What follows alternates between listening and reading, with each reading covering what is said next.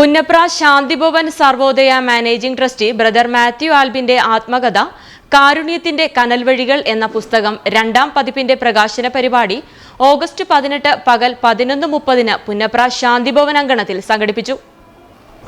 ശാന്തിഭവനിൽ നടന്ന ചടങ്ങിൽ father Eenashu Vincent Chittilappally doctor Philipose തത്തമ്പള്ളിക്ക് പുസ്തകം കൈമാറി പ്രകാശന കർമ്മം നിർവഹിച്ചു.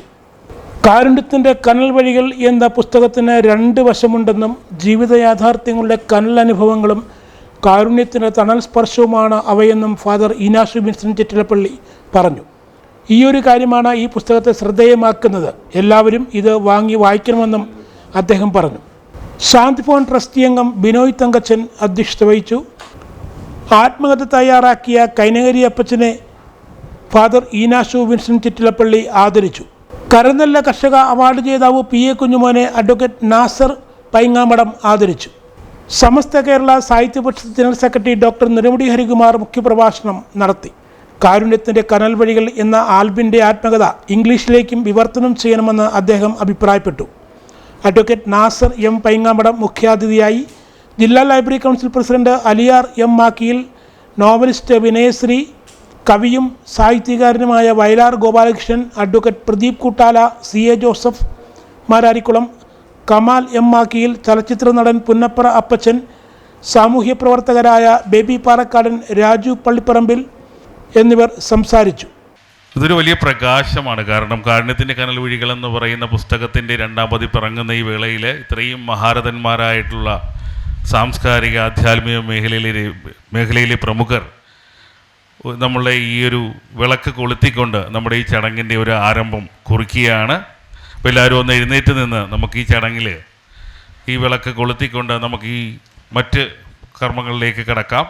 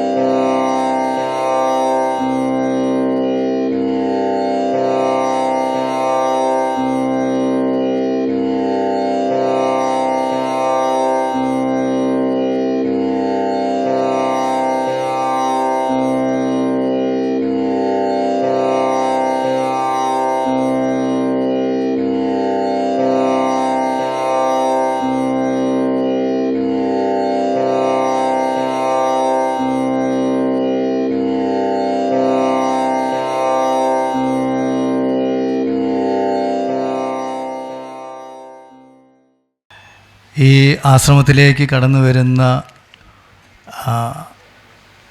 ദൈവത്തിൻ്റെ മക്കളെ എങ്ങനെ സ്വീകരിക്കണമെന്നൊക്കെ കുറ്റിക്കിലച്ചൻ, ബഹുമാനപ്പെട്ട കുറ്റിക്കിലച്ചൻ പഠിപ്പിച്ചിട്ടുണ്ട്. ഞാനത് വിശദീകരിച്ച് പോകുന്നില്ല. 2ാം പതിപ്പ് അച്ചടിച്ചത് ഏകദേശം 400 കോപ്പികളാണെന്നാണ് ആൽബിനപ്പനിലൂടെ ഞാൻ അറിഞ്ഞത്. ഇതിൻ്റെ 3ാം പതിപ്പ് 4000 തീരട്ടെ എന്ന് ഞാൻ പ്രാർത്ഥിക്കുകയാണ്, ആഗ്രഹിക്കുകയാണ്.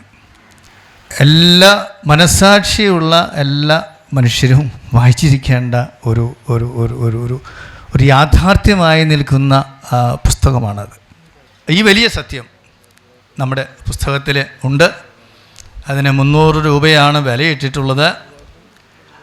പുസ്തകത്തിൻ്റെ വില അച്ചടി ചാർജ് വിലയല്ല എന്ന് മനസ്സിലാക്കാൻ സാധിക്കട്ടെ. പലപ്പോഴും പുസ്തകത്തിൻ്റെ വിലയിടുന്നത് അങ്ങനെയാണല്ലോ. 300 രൂപയുടെ ആ പുസ്തകം അല്ല, അത് 3000-ൻ്റെ പുസ്തകമാണ്.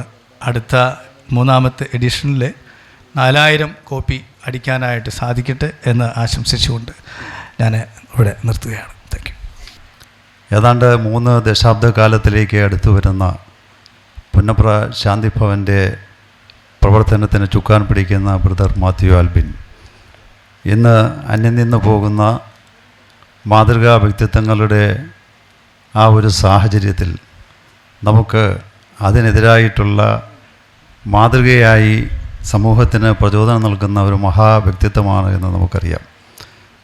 ഏത് ദിവസവും സാമൂഹ്യ മാധ്യമങ്ങൾ തുറന്നു കഴിഞ്ഞാൽ കാണാൻ കഴിയുന്നത് ജാതിപരമായിട്ട് മതപരമായിട്ട് എങ്ങനെയൊക്കെ മനുഷ്യനെ തമ്മിലടുപ്പിക്കാൻ കഴിയുന്ന സംസാരങ്ങളും പ്രവർത്തനങ്ങളും നടത്താൻ കഴിയുമോ അത്തരം നീക്കങ്ങൾ നമ്മുടെ ചുറ്റുപാടിൽ നമ്മുടെ മൂക്കിന് താഴെ വരെ വന്നിരിക്കുന്ന ഒരു കാലഘട്ടത്തിലാണ് നാം ജീവിക്കുന്നത്. അവിടെയാണ് ഇന്ത്യയിലെ മുഴുവൻ ജനങ്ങളുടെയും ഒരു പരിച്ഛേദത്തെ ഒരുമിച്ച് നിർത്തിക്കൊണ്ട് ഒരു ചരടിൽ കോർത്ത മുത്തുമണികളെ പോലെ കൊണ്ടുപോകാൻ കഴിയുന്ന ഒരു ചൈതന്യത്തോടു കൂടിയുള്ള ആ ധീരതയോടുകൂടിയുള്ള പ്രവർത്തനം, അതാണ് പ്രിയപ്പെട്ട നമ്മുടെ ബ്രദർ മാത്യു ആൽബിനെ ഒരു രീതിയിൽ മറ്റ് വ്യക്തിത്വങ്ങളിൽ നിന്നെല്ലാം വ്യത്യസ്തനായി നിർത്തുന്നത്. ഫാദർ പറഞ്ഞതുപോലെ ഒത്തിരിയേറെ കോപ്പികളുള്ള ആ ഒരു രചനയിലേക്ക് അദ്ദേഹത്തിൻ്റെ ജീവിതത്തെ സർവേഷൻ അനുഗ്രഹിച്ച് മുന്നോട്ട് കൊണ്ടുപോകട്ടെ എന്ന് പ്രാർത്ഥിച്ചുകൊണ്ട് എല്ലാ ആശംസകളും നേർന്നുകൊണ്ട് ഒരിക്കൽ കൂടി നിങ്ങളോടൊക്കെ ക്ഷമാപണം നടത്തുകയാണ്. പിന്നീട് സംസാരിക്കേണ്ട ആളായ ഞാൻ നേരത്തെ സംസാരിച്ചാൽ എല്ലാ നന്മകളും നേരുന്നു. നന്ദി, നമസ്കാരം. ഫാദർ മാത്യു ആൽവിൻ്റെ ആത്മകഥ കാരുണ്യത്തിൻ്റെ കനൽ വഴികൾ എന്ന പുസ്തകത്തിൻ്റെ 2ാം പതിപ്പിൻ്റെ പ്രകാശന കർമ്മമാണ് ശാന്തിഭവൻ അങ്കണത്തിൽ നടക്കുന്നത്. Father Eenashu Vincent Chittilappally doctor Philipose Thathampally അവർക്ക് പുസ്തകം നൽകിക്കൊണ്ട് പ്രകാശന കർമ്മം നിർവഹിച്ചിരിക്കുകയാണ്. രചയിതാവായ കുട്ടനാടിൻ്റെ പ്രിയപ്പെട്ട കവി ശ്രീ കൈനഗിരി അപ്പച്ചൻ സാറിന് ശാന്തിഭവൻ്റെ ആദരവ് നൽകുകയാണ്. ശ്രീ വയലാർ ഗോപാലകൃഷ്ണൻ സാറും ഫാദർ ഈനാശു വിൻസെൻ്റ് ചിറ്റിലപ്പള്ളി അച്ഛനും കൂടെ ചേർന്ന് ശ്രീ കൈനഗിരി അപ്പച്ചന് ഉപഹാരം നൽകുന്നു.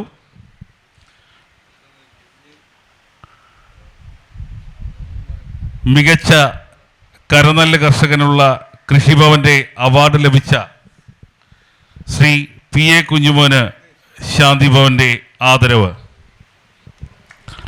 Advocate Nasar Paingamadam Shri P A കുഞ്ഞുമോന് ശാന്തിഭവൻ്റെ ഉപഹാരം നൽകി അനുമോദിക്കുന്നു. അപ്പോൾ കാട്ടാളനെ വാൽമീകിയാക്കി മാറ്റിയ അതേ ഈശ്വരൻ തന്നെയാണ് ഒരു കാലഘട്ടത്തിൽ ഏറ്റവും വലിയ കൊടും ക്രൂരകൃത്യങ്ങൾക്ക് മുതിരാൻ തയ്യാറായ നമ്മുടെ പ്രിയങ്കരനായ ബ്രദർ ആൽബിനെ ഇതുപോലെയുള്ള വലിയ ഒരു മഹാപുണ്യപുരുഷനാക്കി മാറ്റിയത് എന്നുള്ള സത്യമാണ് നാം തിരിച്ചറിയേണ്ടുന്ന ഏറ്റവും വലിയ യാഥാർത്ഥ്യം. അപ്പോൾ അങ്ങനെ സാധിക്കും എന്നുള്ളതാണ് നാം ഇതിൽ നിന്ന് തിരിച്ചറിയേണ്ടുന്ന ഏറ്റവും വലിയ അനുഭവ പാഠം എന്ന് പറയുന്നത്. ഞാൻ പറയുന്നത് ഈ ലോകത്തിന് മുഴുവൻ കാണിച്ചു കൊടുക്കാൻ നമുക്ക് ബ്രദർ ആൽബിനെ കാണിച്ചു കൊടുക്കാം. നിങ്ങൾ കാണൂ, നിങ്ങൾ നോക്കൂ, ഇങ്ങനെയുമുണ്ട് മനുഷ്യർ. ഇത് കാണിച്ചു കൊടുക്കാനുള്ള ഒരു വഴിയായി മാറിയിട്ടുണ്ട് നമ്മുടെ കാരുണ്യത്തിൻ്റെ കനൽ വഴികൾ എന്ന് പറയുന്ന പുസ്തകം. എനിക്ക് ഒരു അഭ്യർത്ഥനയുണ്ട്. കഴിയുമെങ്കിൽ ഈ പുസ്തകത്തിന് ഒരു ഇംഗ്ലീഷ് പരിഭാഷ കൂടെ ഉണ്ടാകും.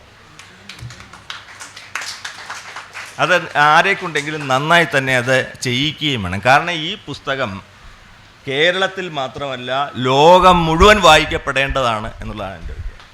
ആരെങ്കിലും ഇതിനോട് വിയോജിക്കുമെന്ന് എനിക്ക് തോന്നുന്നില്ല. കാരണം ഇങ്ങനെ ഒരു പുസ്തകം വായിച്ചില്ല എങ്കിൽ ഇത് ഏതൊരു വായനക്കാരനും അതൊരു വലിയ നഷ്ടം തന്നെ ആയിരിക്കും എന്നുള്ള കാര്യത്തിൽ ഞാൻ സംശയമില്ല, എനിക്ക് യാതൊരു സംശയമില്ല. ഞാനിത് വെറുതെ ഒരു പ്രശംസാവാചകം എന്നുള്ള നിലയിൽ പറയുന്നതല്ല. മിക്കവാറും ഇവിടെ ഇരിക്കുന്നവർക്കെല്ലാം അറിയാം, വെറുതെ പ്രശംസാവാചകങ്ങൾ കൊണ്ട് മൂടുന്ന ഒരു വ്യക്തിയുമല്ല ഞാൻ. പക്ഷേ ഇത് പറഞ്ഞില്ല എങ്കിൽ അത് എൻ്റെ മനസാക്ഷിയോട് ഞാൻ പുലർത്തുന്ന ഒരു അനീതി ആയിരിക്കും എന്നുള്ളത് കൊണ്ടാണ് ഇങ്ങനെ ഞാൻ പറയാൻ ആഗ്രഹിക്കുന്നത്. ആൽബിൻ്റെ പാതാരവിന്ദങ്ങളിൽ പ്രണമിച്ചുകൊണ്ട്, അച്ഛൻ്റെയും എല്ലാവരുടെയും പ്രണമിച്ചുകൊണ്ട് നിർത്തുന്നു. ഈ ചടങ്ങിന് എല്ലാ ആശംസകളും നേരും. യാതൊരു പ്രതിഫലവും പ്രതീക്ഷിക്കാതെ നന്മ മാത്രം ചൊരിയുന്ന ഒരു മഹത്തായ ഗേഹമായി ശാന്തി ഭവൻ മാറിയിരിക്കുന്നു. ഉപനിഷത്ത് വാക്യം അന്നമയ പ്രാണമയ മനോമയ വിജ്ഞാനമയ ആനന്ദമയമേം ശുദ്ധത. നമ്മൾ കഴിക്കുന്ന അന്നവും നമ്മൾ ശ്വസിക്കുന്ന വായുവും നമ്മുടെ ചിന്തയും നമ്മുടെ സകല പ്രവൃത്തികളും നിഖില ചലനങ്ങളും ശുദ്ധതയുള്ളതാവണം. ഇന്ന് അതല്ലാത്തത് കൊണ്ടാണ് ലോകം അരാജകത്വത്തിലേക്ക് പോകുന്നത്. ചെയ്യുന്ന പ്രവൃത്തിയും വാക്കും തമ്മിൽ ബന്ധമില്ല. നമ്മൾ ഇടപെടുന്നവരോട് കൂറില്ല, അടുപ്പം കാണിക്കുന്നവരോട് ഹൃദയങ്ങളിൽ അടുപ്പമില്ല. ഈ രീതിയിൽ സമൂഹം, ലോകം വ്യഥപൂണ്ട് നിൽക്കുമ്പോഴാണ് ശാന്തിഭവൻ നമുക്ക് മാതൃകയാകുന്നത്. തിന്മയാർന്ന കനൽക്കാടുകളിലൂടെ കടന്നു വന്ന് നന്മയുടെ ചാരത്തൊതുങ്ങിയ ഈ ജീവിത നൗക അത് നമുക്കെല്ലാം പാഠമാണ്. അതുകൊണ്ട് അത് വായിക്കേണ്ടത് ആവശ്യമാണ്. ആ വായന മറ്റുള്ളവരിലേക്ക് പകരേണ്ടത് ആവശ്യമാണ് എന്ന ഉത്തമ ബോധ്യമുള്ളത് കൊണ്ടാണ് ആലപ്പുഴയിലെ സകല സാംസ്കാരിക നേതാക്കളും പ്രമുഖരും ഈ യോഗത്തിൽ സംബന്ധിച്ചിരിക്കുന്നത്. അദ്ദേഹത്തിൻ്റെ ജീവിത സത്യങ്ങൾ വായിച്ച് അത് മറ്റുള്ളവർക്ക് പാഠമാകാൻ നമുക്ക് സാധിക്കണം. ഈ മഹത്തായ സംഗമത്തിന് എല്ലാവിധ ആശംസകളും അർപ്പിച്ചുകൊണ്ട് ചുരുക്കുന്നു. നന്ദി, നമസ്കാരം. അപ്പോൾ എഴുത്ത് സ്വാഭാവികമായി വായിക്കപ്പെടേണ്ടതാണ്. ആ വായിക്കപ്പെടുന്നതിന് പറ്റിയ രീതിയിൽ അതിനെ അടുക്കി പെറുക്കി വെച്ചിരിക്കുന്നു പ്രിയപ്പെട്ട അപ്പച്ചൻ എന്ന് പറയാൻ വേണ്ടിയിട്ടാണ്. അതുകൊണ്ട് 4000 കോപ്പിയല്ല, ലോകത്തുള്ള മനുഷ്യരാകമാനം വായിച്ച് എങ്ങനെയാണ് ഒരാൾ സംസ്കരിക്കപ്പെടുന്ന അയാൾ എങ്ങനെയാണ് സമൂഹത്തിന് പ്രയോജനം ചെയ്യപ്പെടുന്നത് എന്നെൻ്റെ മകുടോദാഹരണമായിട്ട് ബ്രദർ ആൽബിനെ കാണുന്നതിനും ആ ജീവിതത്തിൻ്റെ നല്ല വശങ്ങൾ ഫോളോ ചെയ്യുന്നതിനും കഴിയട്ടെ എന്ന് ഞാൻ ആഗ്രഹിക്കുകയാണ്. സദാ പ്രാർത്ഥിച്ചു കൊണ്ടിരിക്കുന്ന ഒരു ഭാര്യയെക്കുറിച്ച് ഞാൻ മെരിവിലാവും പെട്ടെന്ന് അങ്ങനെ തന്നെ ഓർത്ത് അല്ലേ. ഭാര്യയുടെ എനിക്ക് തോന്നുന്നു അവിശ്വാസിയായ ഭർത്താവ് ഭാര്യ മുഖാന്തരം വിശുദ്ധീകരിക്കപ്പെടും എന്ന വചനത്തെ അന്വർത്ഥമാക്കുന്നതാണ് ആൽബിൻ്റെ ഭാര്യ ആൽബിനു വേണ്ടി നടത്തിയിട്ടുള്ള പ്രാർത്ഥനകൾ എന്ന് മനസ്സിലാക്കുക. നിരന്തരമായ പ്രാർത്ഥനയെ ഒരിക്കലും ദൈവത്തിന് കൈയൊഴിയാൻ കഴിയില്ല എന്നതിൻ്റെ മകുടോദാഹരണമായി നിൽക്കുന്നു ബ്രദർ ആൽബിൻ്റെ ജീവിതം. അപ്പം എന്തുകൊണ്ടും നമ്മൾക്ക് ഉച്ചത്തിൽ വിളിച്ചു പറയാൻ പറ്റുന്ന നന്മയുടേതായിട്ടുള്ള അംശം ആ മനുഷ്യനിലുണ്ട്. അത് ഈ പൊതുസമൂഹത്തിന് വിതരണം ചെയ്യുന്നു, സത്യസന്ധമായി വിതരണം ചെയ്യുന്നു എന്നുള്ളതാണ്. അങ്ങനെയുള്ള ഒരു ജീവിതത്തെക്കുറിച്ച് വരച്ചിട്ടിരിക്കുന്ന ഈ പുസ്തകം എത്രയധികം മനുഷ്യർ വായിക്കുമോ അവരെല്ലാം വായിച്ച് സംസ്കരിക്കപ്പെടട്ടെ എന്ന് ആഗ്രഹിച്ചുകൊണ്ട് സമയത്തിൻ്റെ ഒരു എന്താ പറയുന്ന പരിമിതി ഉള്ളത് കൊണ്ട് ഞാൻ എൻ്റെ വാക്കുകൾ ഉപസംഹരിക്കുന്നു. ഒരു വ്യക്തിയെ പെട്ടെന്ന് തന്നെ മാറ്റിമറിക്കുന്നത് ഈശ്വരൻ്റെ നിയോഗമാണെന്ന് പറയാതിരിക്കാൻ പറ്റില്ല. വിശ്വാസത്തിൽ അധിഷ്ഠിതം അതിനപ്പുറമായിട്ടുള്ള മറ്റൊരു ഈശ്വരൻ്റെ ഒരു കരമെന്ന് പറയാനില്ല, ഈശ്വരൻ്റെ ഒരു സാന്നിധ്യം തന്നെയാണ് അദ്ദേഹത്തിൽ കുടികൊള്ളിയിരിക്കുന്നതെന്ന് ബ്രദർ മാത്യു ആൽബിൻ അദ്ദേഹത്തിൽ വളരെയേറെ ഈശ്വരാംശം അടങ്ങിയിരിക്കുന്നുവെന്നും ഈ അവസരത്തിൽ ഞാൻ പറയുന്നു. അപ്പം ഇത് കാരണം നെഗറ്റീവായിട്ടുള്ളത് എന്തെഴുതിയാലും വളരെയേറെ പ്രചാരത്തിലാവുന്ന തരത്തിലുള്ളതാണ്. കാരണം ഫ്രാൻസിസ് ചിട്ടിക്കോരെയൊക്കെ പോലെയുള്ള നോവലുകളൊക്കെ എന്ന് പറഞ്ഞു കഴിഞ്ഞാൽ കുട്ടികൾക്കും ചെറുപ്പക്കാർക്കും ഒക്കെ വളരെയേറെ ഇഷ്ടപ്പെട്ടു. പക്ഷെ അതിനകത്ത് എഴുതിയിരിക്കുന്നതൊക്കെ വായിച്ചു കഴിഞ്ഞാൽ ഒരു മനുഷ്യന് സാധിക്കാൻ പറ്റുമോ എന്ന് പോലും ചിന്തിക്കുന്ന തരത്തിലുള്ള ഇതാണ് അതിനകത്ത് എഴുതിയിരിക്കുന്നത്. അതും നടന്ന ഒരു സംഭവമാണെന്ന് പറയുന്നു, ഇതും നടന്നൊരു സംഭവമാണ്. പക്ഷേ ഇതെന്ന് പറയുന്നത് കാരുണ്യത്തിലേക്ക് വളരെയേറെ ക്രൂരമായ ഒരു വഴിയിലൂടെ സഞ്ചരിച്ചിട്ട് അവസാനം ഈശ്വരൻ്റെ ഒരു വലയത്തിനുള്ളിൽ വന്ന് അവിടെ ഒരു മാലാഖയെ പോലെ അവിടെ നിന്ന് മറ്റുള്ള സാധുജനങ്ങളെ സേവിക്കുകയും അവരെ വളരെയേറെ അത്യുന്നതങ്ങളിലേക്ക് അവരെ പരിപോഷിച്ചു കൊണ്ടുപോകാനും അദ്ദേഹത്തിൻ്റെ ആ ഒരു ആത്മാവിന് ഈശ്വരൻ്റെ ഒരു ചൈതന്യം ഉണ്ടാകുന്നതിനും സാധിക്കപ്പെട്ടതിനും ഇങ്ങനെയൊരു അവസരം എനിക്ക് നൽകിയതിനും അദ്ദേഹത്തിനോടും എല്ലാവരോടും നന്ദിയും കടപ്പാടും അറിയിക്കുന്നു. നന്ദി, നമസ്കാരം. ആത്മകഥ കാരുണ്യത്തിൻ്റെ കനൽവഴികൾ എന്ന പുസ്തകത്തിൻ്റെ 2ാം പതിപ്പ് പ്രസിദ്ധീകരിക്കപ്പെടുന്ന ഈ സുദിനം ഞാൻ വളരെ സന്തോഷത്തോടുകൂടിയാണ് ഏറ്റെടുക്കുന്നത്. കാരണം 2 ദിവസമായിട്ട് ഞാൻ സഹൃദയ ഹോസ്പിറ്റലിലായിരുന്നു, പ്രഷറിൻ്റെ ഒരു പ്രത്യേക. അത് കാരണം എനിക്ക് ഒന്ന് സംസാരിക്കാൻ പാടില്ലാത്ത ഒരവസ്ഥയിലാണ്. ധാരാളം സംസാരിക്കണം എന്ന് എനിക്കുണ്ടായിരുന്നു. പ്രത്യേകിച്ച് ബ്രദറുടെ സ്വഭാവവും ബ്രദറുടെ കഴിഞ്ഞകാല വഴികളും കനലിൽ സ്ഫുടം ചെയ്തെടുപ്പെട്ട പുതിയ ജന്മമാണ് അദ്ദേഹത്തിൻ്റെ എന്ന് എല്ലാവർക്കും അറിയാം. ഇത്തരത്തിലുള്ള കഥാപാത്രങ്ങൾ പ്രഗത്ഭന്മാരായ മഹാന്മാരുണ്ടായിട്ടുണ്ട്. നമ്മുടെ ഈ സാധുക്കളെയും അതുപോലെ കുഞ്ഞുങ്ങളെയും അനാഥരെയൊക്കെ പിടിച്ചുയർത്തുന്ന അറപ്പും ഒന്നുമില്ലാതെ അവരെ ശുശ്രൂഷിച്ച ആ മഹത്വ വികാരത്തെ നമ്മൾ മാനിച്ചേ പറ്റൂ.